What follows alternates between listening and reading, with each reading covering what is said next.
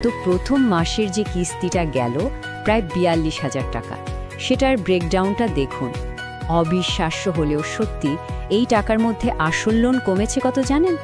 মাত্র ৪,৫০০ টাকার মতো। আর বাকিটা মানে পুরো ৩৭,৫০০ টাকায় চলে গেছে শুধু সুদ দিতে। ভাবা যায়? এর মানে কি দাঁড়ালো?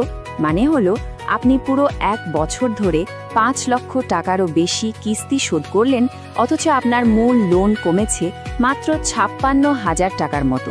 বাকি সবটাই সুদ। এটা ভাবতে সত্যি অবাক লাগে যে আপনার মাসিক কিস্তির টাকার একটা বড় অংশ মূল আসল টাকা পরিশোধে যেতে প্রায় ১৫ বছরেরও বেশি সময় লেগে যায়। এর আগ পর্যন্ত আমরা আসলে মূলত ব্যাংকের সুদই শোধ করতে থাকি। কিন্তু শুনুন, এই হতাশাজনক চিত্রটা কিন্তু চাইলেই বদলে ফেলা যায়।